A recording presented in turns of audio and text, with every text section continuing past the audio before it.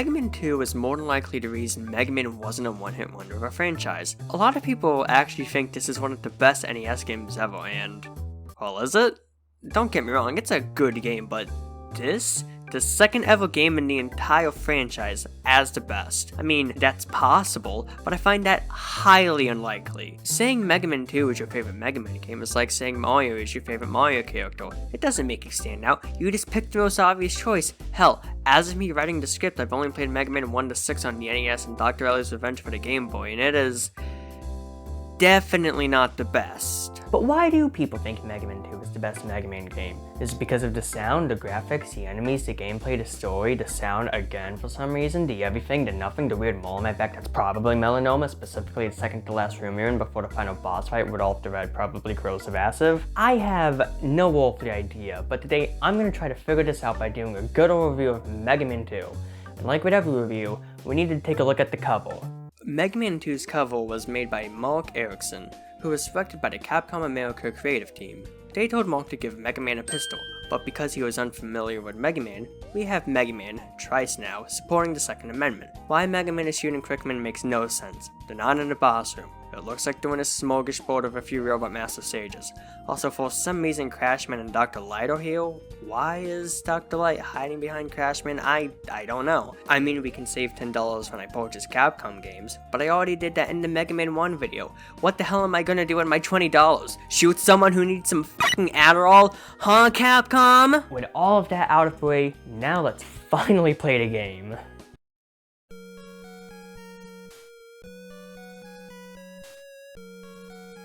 I think Mega Man 2 has one of, if not the most iconic video game opening for the third generation of home consoles.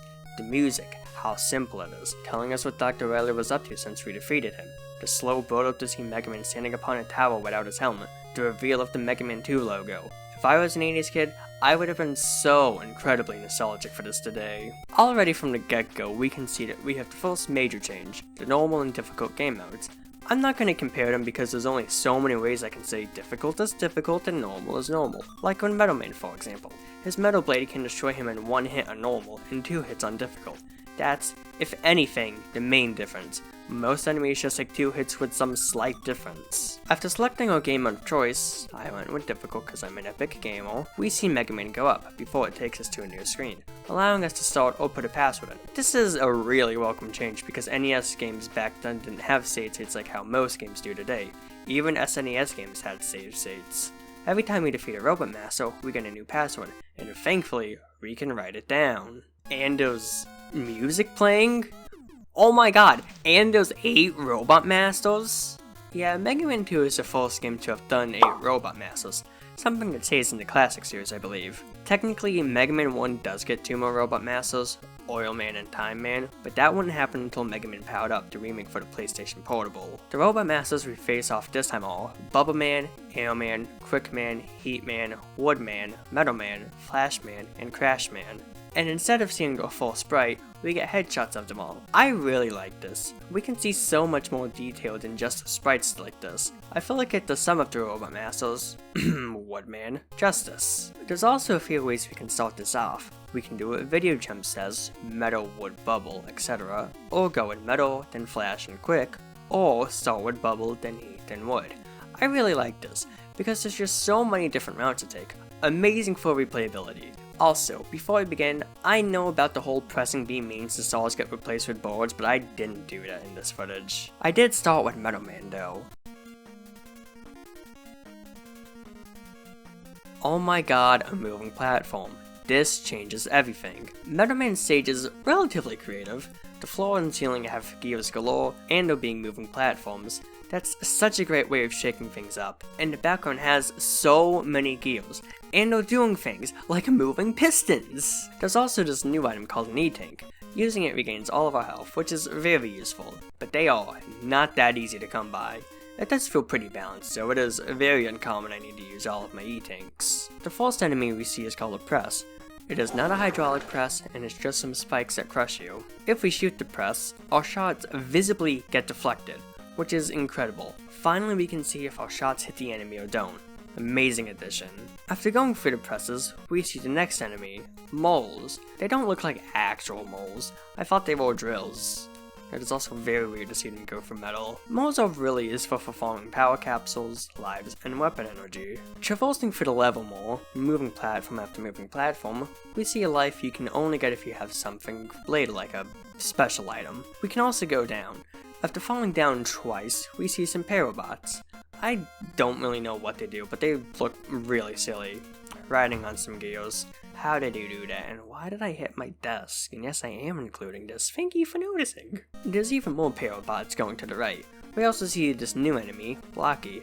I have no idea why Blocky is like this, but I like Blocky. Very goofy enemy. Going down, we then see some Springers, the last new enemy in Metal Man stage. All they really do is slide around until they hit you with the half-top shooting out, but it's just attached to a spring, so it's fine. They're also related to the Gabioles from the previous game, just with more personality.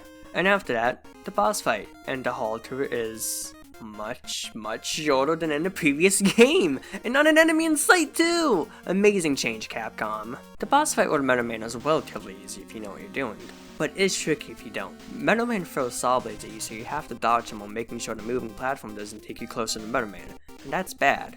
You'll die. Thankfully, we know when it changes because the background will flash white for a second. I personally jumped and fall to avoid Metal Man's attacks, shooting him while I fall to him. It doesn't always work, but it usually works well enough to get the job done. After defeating Metal Man... Wait, oh my god, they removed a pointless ball to continue the game. After defeating Metal Man, we get the Metal Blade, which is shown to us in a pretty cool item get screen. I like Metal Man's stage. The moving platforms are a nice way to shake things up.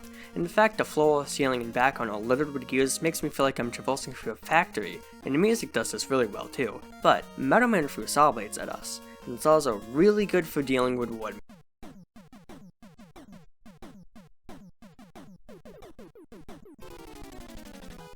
I have a joke here, but I think it'll work better in the inevitable Mega Man 5 video.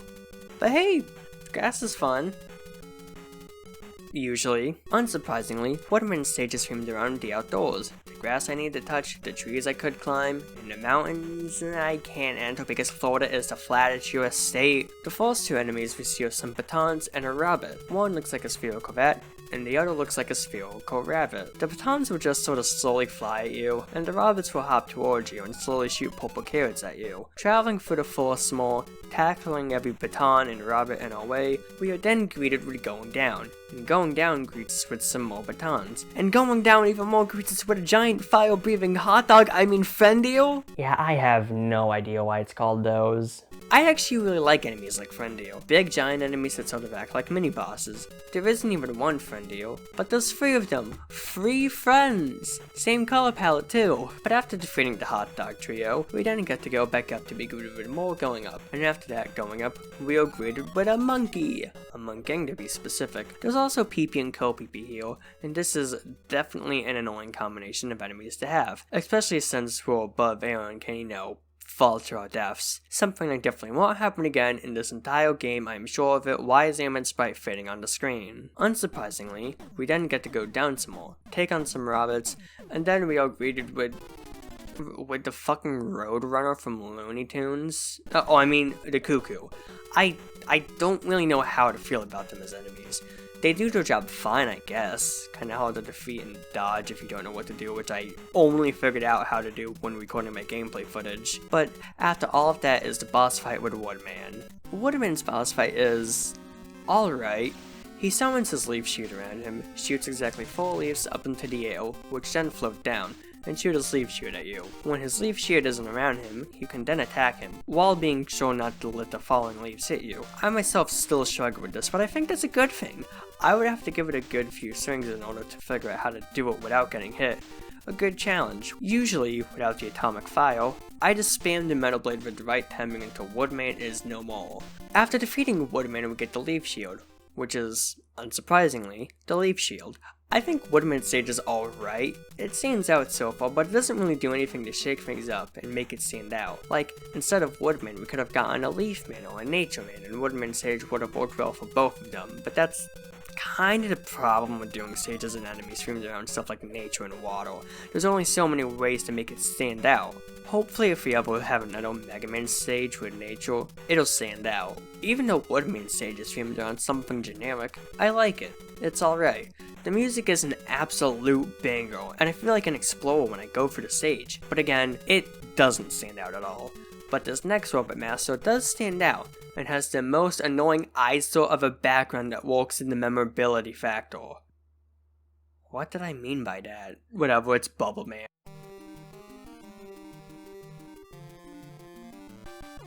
My eyes burn! Make it go away! Bubble Man stage is water themed. Ugly as ever waterfall here, boring as ever underwater section here. There's some Krogs and Petite Krogs. Oh wow, and there's also falling platforms for some Tanishis, kinda like a shellfish. Thankfully, after going down even more, we are greeted with sweet bliss and more Tanishis. At least, before we see some spikes on the ceiling, and shrinks and an Anko. The Anko makes the shrinks, and the shrinks keep on coming if you don't destroy the Anko. Later on we see some M445s, which is very similar to the CWU-01P from the previous game. Going to the right more, as you often do in video games, we see more shrinks and Anko, a lot more spikes, some more Krogs, Petite Krogs, and the nightmare of a waterfall. Again, I am scared. Someone hold me. With the worst design ever in a video game, who thought this would look good happening behind us, some robot crabs, aka claws, are raining down on us. But it isn't that long to leave any of an impact, and like, we're already at the boss fight, so I don't care. The boss fight with Bubbleman makes it so we can't touch the ceiling. Sad. Bubbleman will throw 2 bubbles at you, shoot at you 3 times while floating up, then, once he's happy with floating up, he sinks back down. This boss fight is incredibly easy, because you can just camp Bubbleman with the Meta Blade, and oh hey, I do that. After defeating Bubbleman, we get Bubble Lead, meaning that lead poisoning from water is a major problem in the Mega Man universe. Hopefully we can get a lead man to stop lead once and for all. I don't like Bubble Man. His stage is an extremely forgettable eyesore. The waterfall is ugly, he makes my eyes want to do some weird optical illusion stuff, and I don't want that. The other 2 backgrounds are blue, and the later one is the only one we see when the boss fight with Bubble Man. And that sucks because this background is so cool. Like, why is it only here when it could be ugly waterfall and this? At least every enemy we encounter is water themed, and the spikes do kind of look like underwater mines, so that's cool, but this stage is just so The music doesn't even do it any justice, even if I do kind of like it. The only really interesting thing about this stage is the spikes. So, I really hope the next stage is going to be interesting.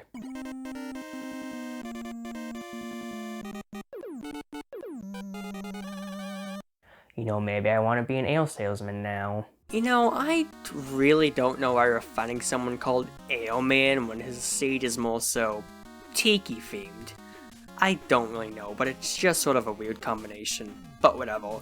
Amazing theme, fun cloud textures, we're in the ale. Why should we care? The first enemy we see is a goblin, and they shoot out petite goblins. If at this point you can't tell what Mega Man 2 names the smaller version of bigger enemies, you have not been paying attention, go back to the beginning of the video and watch it in 0.25 speed, and be sad you can't pay attention. I really like how unique the goblins are. They really slow down the gameplay, but because of the petite goblins, you still have to be ready to do stuff. It's a nice way of shaking things up.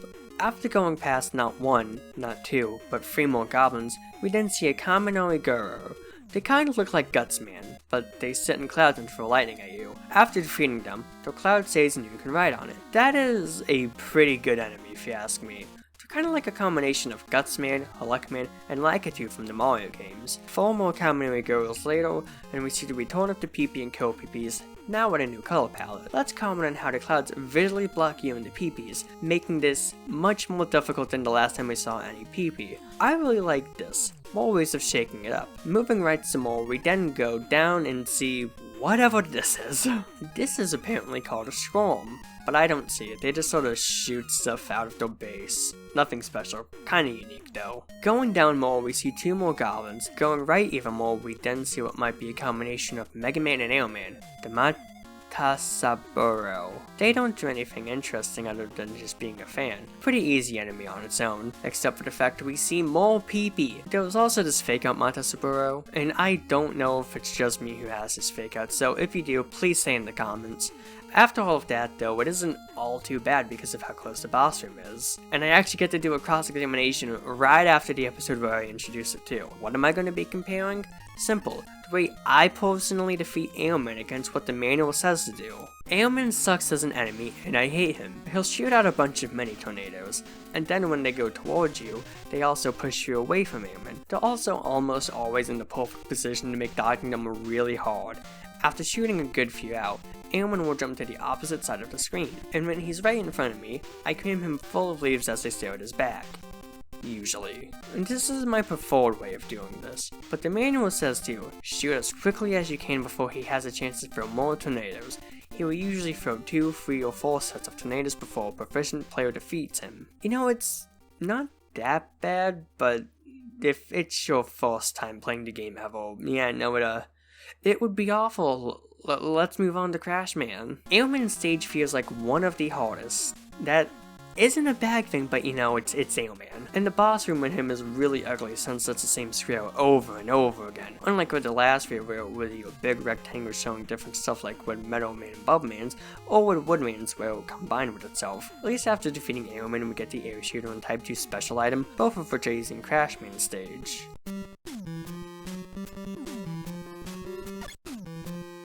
Ah! Blue! Immediately off the back we are greeted with 3 tellies, and they come from pipe holes. Crashman's entire stage is sort of like Elecman's, because instead of mainly going right, we mainly go up, which is a welcome change of pace. The music and level also reminds me of Bomberman's, the looks mainly because of these weird ball things. Going up even more we see that the medals have returned, now called Neo Metals. That's amazing. What's even more amazing is that they can now move around some instead of just staying in place. So happy for them. Going up we see more tellies, and now a moving platform. This is similar to the Goblins and Ailman stage, except now we have to timer jump or else we'll have to wait for the platform to get back to the ladder. I also like how baffling the paths can be. It's nice we can see them too. Oh god, clouds. You mentioned Ailman one time, and now we have to see clouds and nothing more. But whatever. Continuing right we see a blocky, before we get to go up again to see a Neo Metal blocking the ladder. Oh. We get to go up again to see a Neo Metal blocking the ladder. Well, it tried. Oh hey, another Neo Metal. Oh hey, the background is darker, I wonder why. Oh hey, now it's even darker and there's more PP and co-PPs. This time instead of relying on other enemies, or us not seeing them, the co-PP will swarm us on the ladder. I personally used to leave here to deal with this. It's not used during the boss fight, so it's usually pretty good for the specific PP encounter. I kinda feel like it overstates its welcome though. Not the biggest fan of seeing them so many times, but this is more than likely because of how long it takes to climb up. Oh hey, an E-Tank again. Oh hey, I used to Type 2 special item. Neat. No wait, the background is space now, that's awesome! For some reason, when I first got here, I really, and I mean really liked seeing this. If only Daniel knew what he was getting into in Mega Man 3. Oh hell, even Mega Man 5 with Starman. Going up even more, we see some flyboys. I don't know why they're called that. I think they're an annoying enemy to deal with, to be honest, but we're already at the boss room. The story background might have been short-lived, but that's fine. Crashman's fight is interesting. He'll just sort of run around the area before jumping and shooting a sticky bomb at the floor. But he really isn't all that difficult to defeat since I just shoot the mini tornadoes while Crashman is in the air. I can see how it's difficult if you don't know what you're doing, but other than that, it's a really fine boss fight. Area looks good, fight looks good, it's all good. After defeating Crashman, we get the Crash Bomber. I like Crashman's stage. It shakes things up well, in the background changing from generic blue to a darker blue to black to being full of stars is a nice detail. Hopefully we see more of that. Heatman looks like a trash can, so I don't respect him. He's also similar to Fireman, but instead of having fire that came on the floor, you know, I have some opinions on his stage actually. I don't know if they're positive though. Heatman's entire stage is red. Very, very red. There's even lava flowing beneath our very feet. At least I assume it's lava. Oh god damn it, there's more flyboys. Okay, whatever. Heatman's entire stage kinda reminds me of a firehouse. And the music, like fire, feels unpredictable. Very quickly after we see more tellies, and they're still coming out of holes one stage later. There's a lot of them, and we have to dodge them. Or kill them, while landing on platform after platform, trying to not fall into lava, until there's no more tellies in lava. Instead, just avoid out a claim or a very blue soul. But even that doesn't last long because we then see the springers again. Going down we see a very familiar place for pattern recognition. Ignore me getting destroyed by the springer, we don't talk about it at all. Going down even further we see so many tellies it's not even funny. There's also some more pattern recognition, but it's a bit more timing based than anything else. One or two don't really make it a pattern. Going right we see auto springers. But there's even more pattern recognition we have to land on to advance, that we can skip most of with the type 2 special item. Bow fork, you can get this life doing both, but I didn't when I was doing the other way. It just depends on what you feel like doing, and I clearly felt like doing the latter of the two. Then going down we see the returning Sniper Joe, this time in Sniper Armor. The Sniper Armor makes me afraid. Very, very afraid of Sniper Joe. Why does he get to have a giant suit of armor but I don't? Rigged. Rigged, I say! Now we get to do the boss fight, which is really similar to Crashman's in terms of how I feel on it. Heatman will shoot 3 beams of fire out, then going directly to you. Repeat until one of you dies like I did. The boss fight isn't that difficult. I can sometimes get him to only do his movements without the attack, but even though I have my gameplay next to my script, it isn't that memorable. At least after defeating him we get the Atomic Fire and the Type 1 special item. I'm fine with the Heatman stage. It looks dangerous and the music fits it well, but I wish there were more enemies. Hell, Crickman stage has 2 enemies that I think would have been an extremely perfect fit here. But there is only one way to get to Crickman stage, and that is by demolishing Flashman. Flashman stage is supposed to be themed around crystals. I don't see it. It just looks more like opals than anything else. Maybe if you consider opals a crystal then it works, but opals aren't crystals, so the theming makes no sense. At least the music sounds right, so it has that going for it. And the fact it is slippery. Are crystals slippery? I have no idea. There's also barely any new enemies at this point. I mean, there's the Shotman who looks nothing like a Mega Man Robot Master, but he's kinda cute, so he gets a pass. And besides the amount of them, there's some Sniper Joes, Scromes, and at least one Blocky. So what else can I see about this level other than it feels like a maze? Like, literally, it might as well be a maze. Look at the entire level.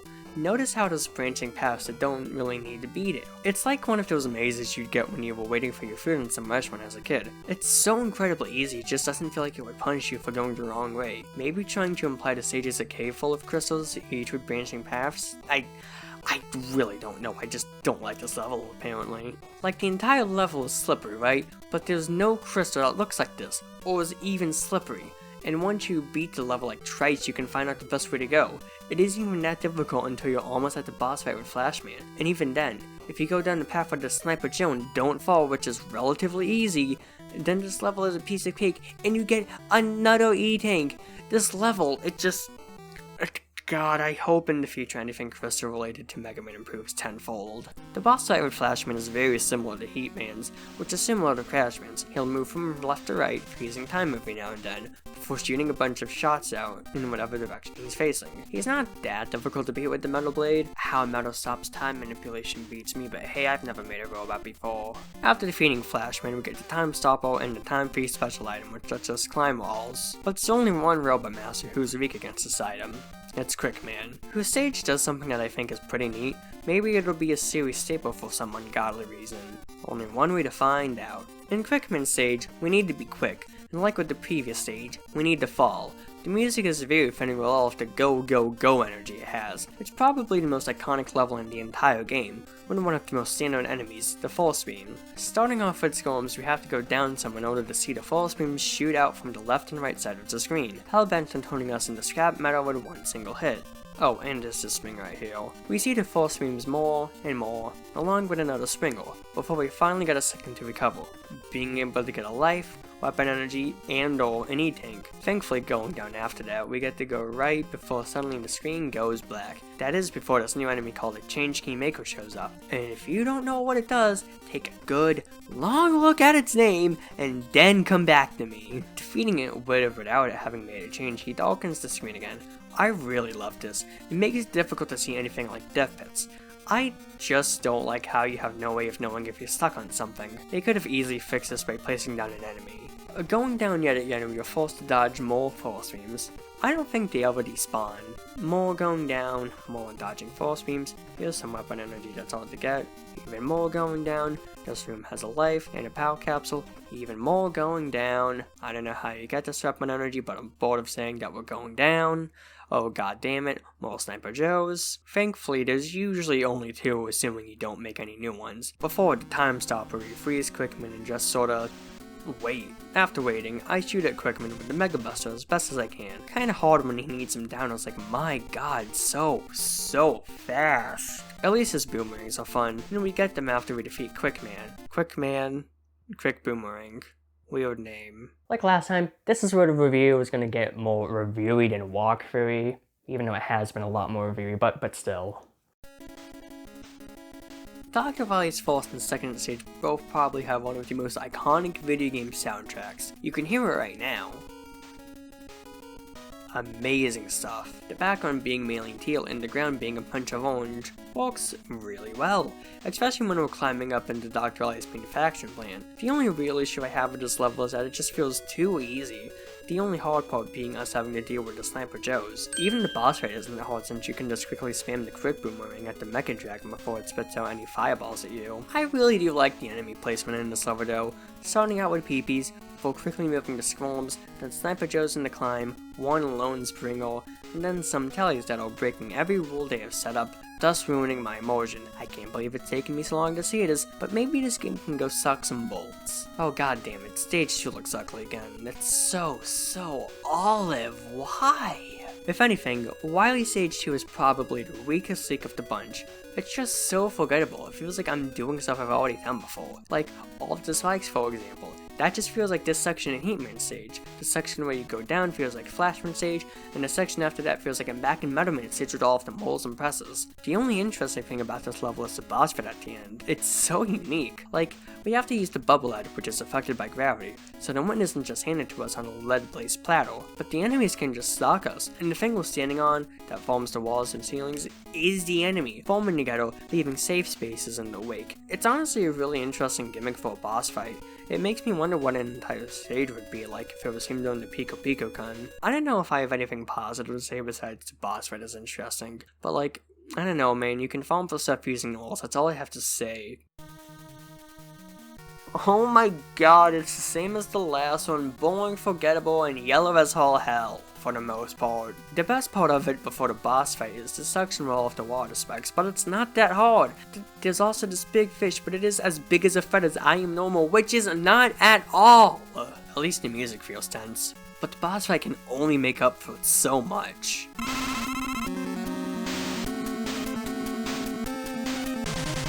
Holy shit. I really wish the Quick Boomerang wasn't what Video Chum said to use. I might try other weapons in my next playthrough though, but the Guts thing is just so interesting, considering we know WILY was cloning Gutsman, so there must be thousands of them just sort of laying around. Sadly though, the boss fight can only do so much to carry a boring level.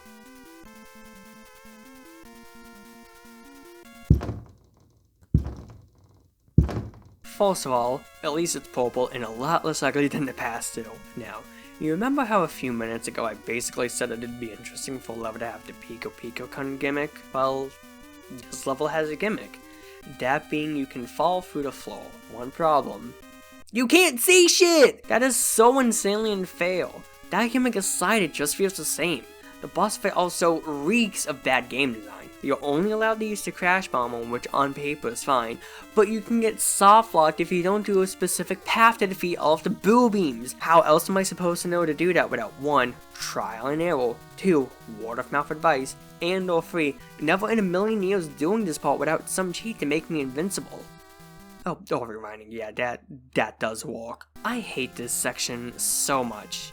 There was nothing, and I mean nothing in the world that can improve my mood. I have the most sour taste in my mouth that'll stay with me until I die. Oh my god, we can do the boss fights as its own section. This changes everything! We can teleport to the robot masters, and after defeating them, we get a big power capsule, and the music is very fitting, and the power capsule rates for us, and the teleport you rental turns off once you leave, making it obvious which ones you have left, and some boss fights are easier like wood, bubble, quick, metal, and flashbands. This section is so much better than how it was previously.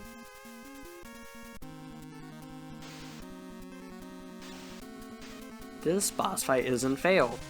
Kinda. Because you're only allowed to hit this glass with specific items, which is fine. The last boss fight literally did that, except this one lets us use more, like the Atomic Fire and Mega Buster during Phase 1, and the Crash Bomb or Quick Boomerang during Phase 2. But there's also these energy shots, and I feel like they're unpredictable, but I may be wrong about that. I haven't put 1,000 hours into this game yet. But thankfully, that isn't it. There's more!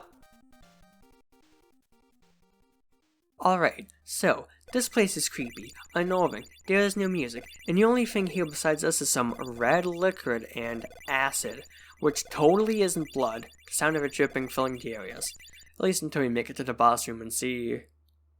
an alien? Frank. I really like this boss fight. It's a good final boss fight. Yes, it has the same problem the booming fight has, but actually I have nothing limiting me to one item is stupid. I guess they just sort of assumed that I would have stocked up, which I did, but I like to talk about stuff like I'm playing them for the first time, when it came out too. So shame on you, Capcom. But this boss fight is really hard. The bubble light is the only thing you can use, still affected by gravity, but it also takes 1 damage, while the alien can kill you in just 5 less hits. I do like the background though, it reminds me of Souls, which is pretty cool.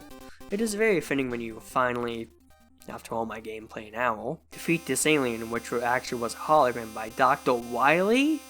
I can't believe this, at least he's begging for mercy again, so that's cool.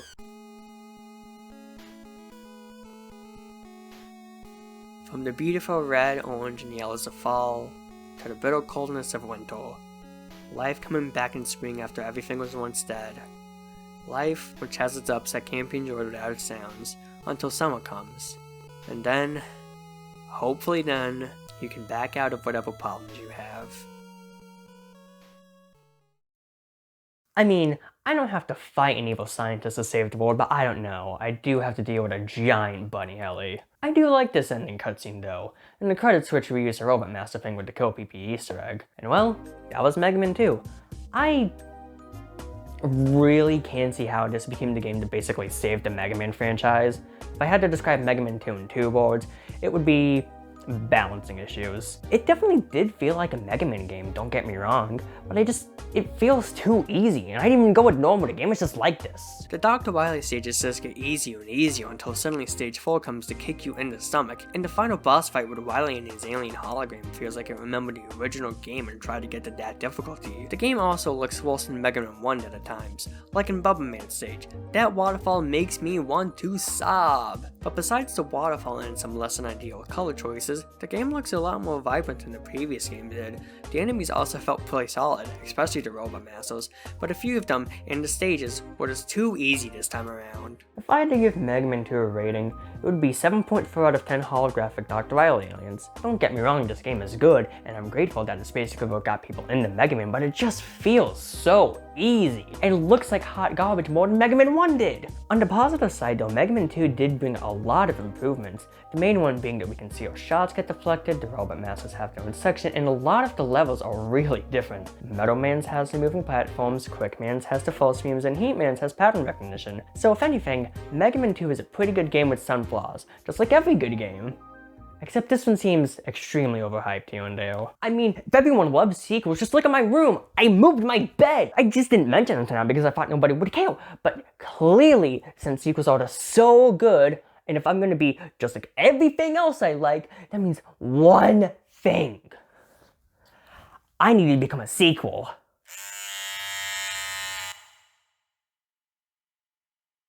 So tell me, do you regret going ball over a sequel to an 80s platformer? Fuck no.